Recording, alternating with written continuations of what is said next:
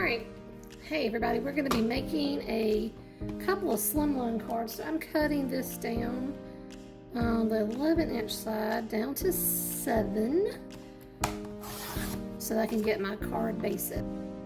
For both of these, on the 7-inch side you're going to score at 3.5, and this is going to make your card base. I'm going to use the edge of this just to make sure I'm lining this up as best I can, and there's a card base. For these cards, I'm using 2 pieces of 6x6 pattern paper, and that is coming from this Recollections pad that I've had forever. It does not have a name that I can see, but this is what we're going to use. We're going to be cutting this using a sketch by Jess Crafts at jesscrafts.com. I am going to be cutting this at 3, and then cutting these 2, this into 3 again. So you end up with 2 squares from each piece of paper, excuse me.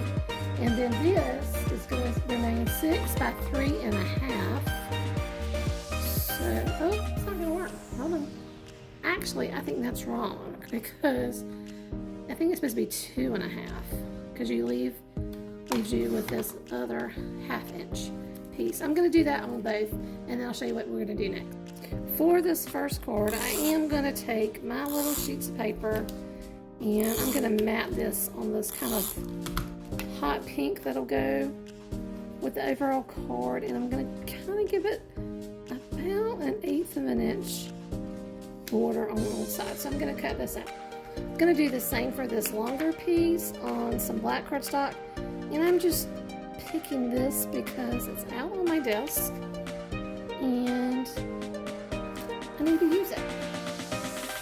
This is what I love about my Fiskars trimmer is I can pretty much get it where I want it to be thanks to the little guide wire down here. And is this straight on my piece of cardstock? Not really, but it's okay. It feels like I need to frame this piece as well just because I've done everything else. So I'm gonna follow suit and frame this one as well. Just like that.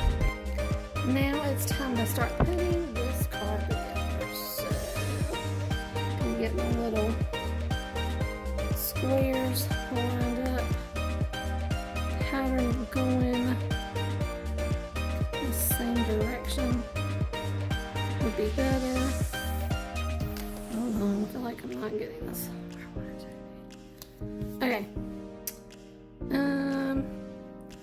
I'm going to end up making this a card that you open like this. So this is going to go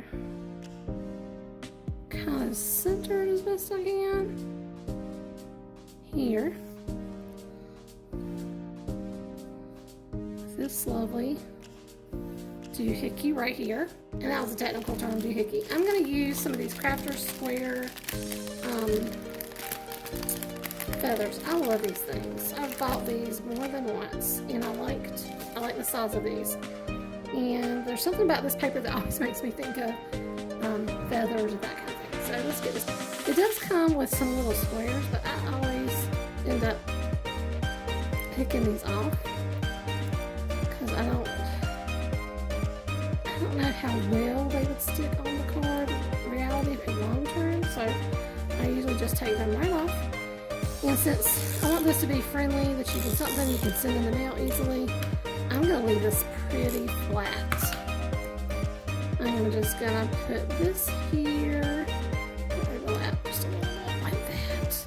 Okay, still have all of these sentiments that I've had for years now.